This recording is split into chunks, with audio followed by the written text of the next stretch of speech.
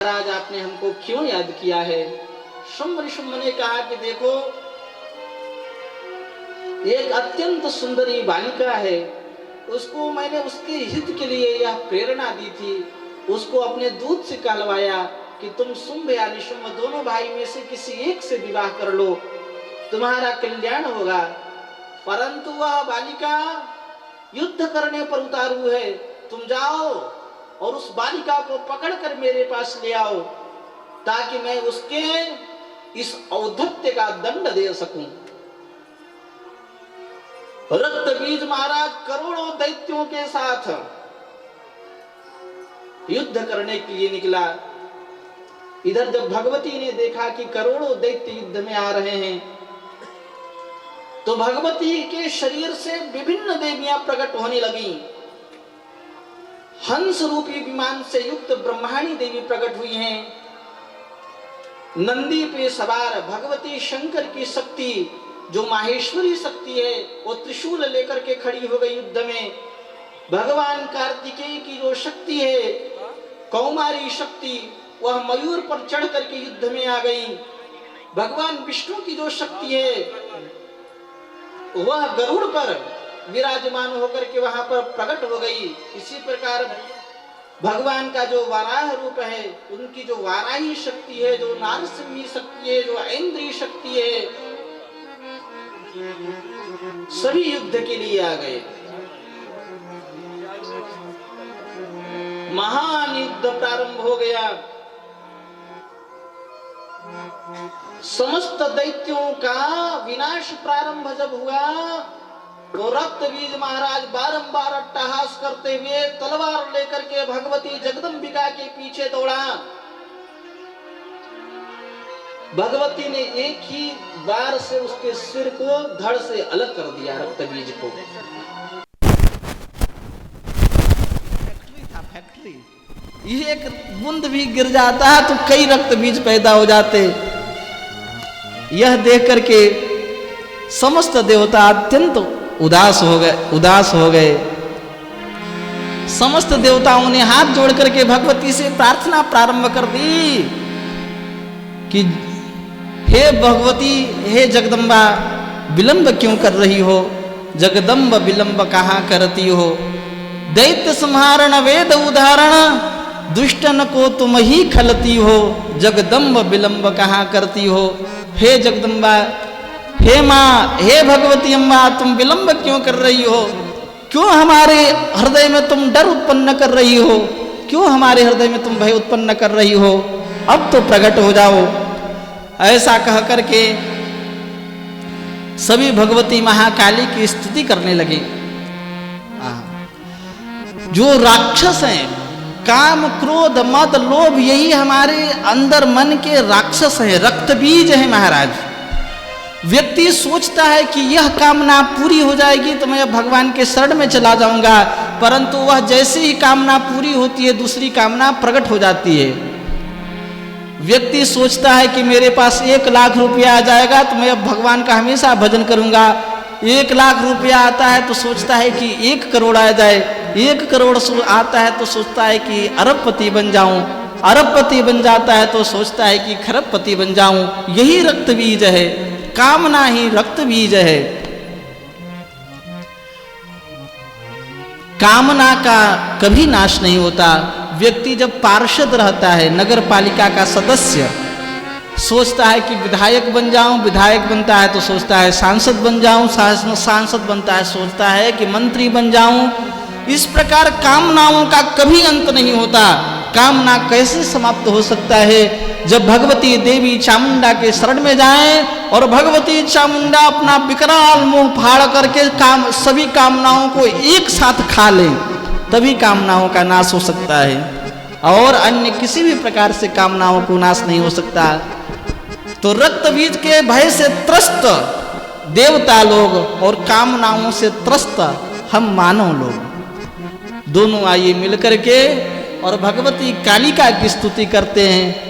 कालिका की स्तुति करके हम प्रार्थना करें कि हे भगवती कालिका, हमारे मन से कामना नाम का जो रक्तबीज है, वह रक्तबीज नष्ट हो जाए।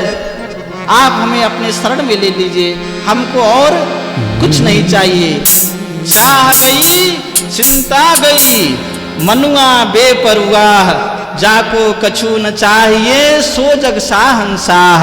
चाह गई, चाह मिट जाती है, चिंता मिट जाती है। मन जब हमेशा प्रसन्न रहता है, हर प्रत्येक परिस्थिति में प्रसन्न रहता है, तब समझिए कि वह वास्तव में जगत का शहंशाह सम्राट है। यह कामना कैसे मिटेगी? भगवती जय काली, कालिका की कृपा से मिटेगी। कलमर हरण, जय काली कलमर हरण, महिमा अगम अपार, महिष मर्दनी कालिका, देहो अभय अपार।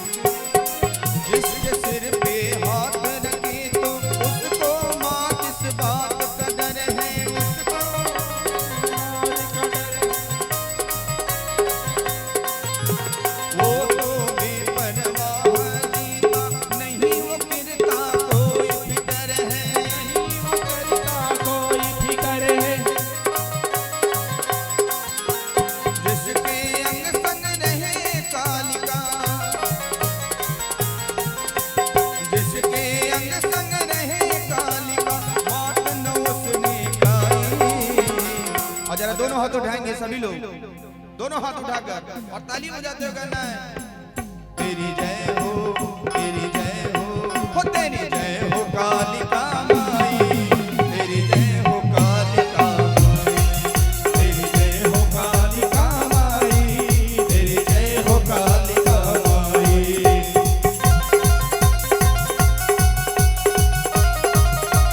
जय हो काली माई।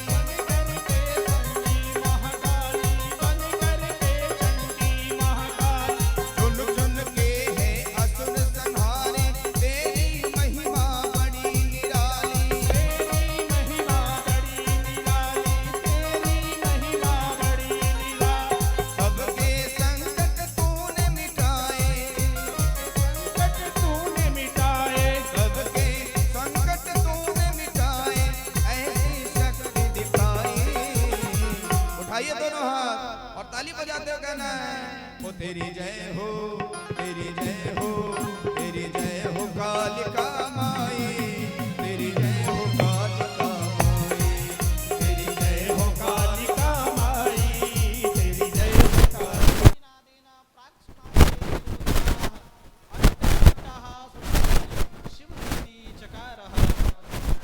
भगवती काली उछल करके राक्षसों के बीच में आ गई। इस प्रकार महाराज अट्टहास किया कि मानो हजारों शेर एक समान दहाड़ रहे हों। उनके दहाड़ से ही आधे दैत्य मूर्छित होकर के गिर पड़े।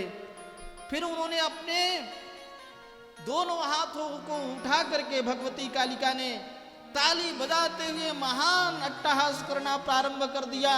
उनका वह विकराल रूप, उनके नेत्रों से निकलती हुई लपट अग्नि की जो लपट ज्वाला थी, उनके शरीर में जो मुंडमाला, जो उनका व्याघ्र चर्मांबर गज चर्मांबर वस्त्र, उनका जो उदर सूखे कुएं के समान अत्यंत भयानक देह, उसको देख करके दैत्यों की तो हड्डी तक सूख गई महाराज।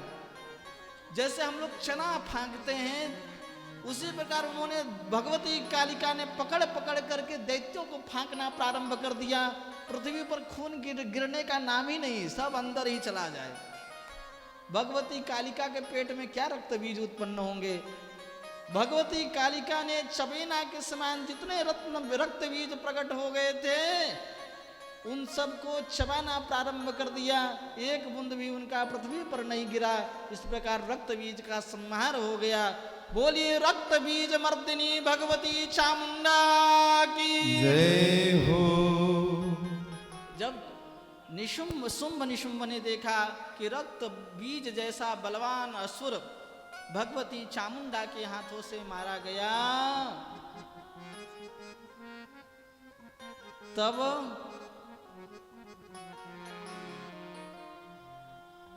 शुंभ निशुंभ स्वयं युद्ध करने के लिए निकले।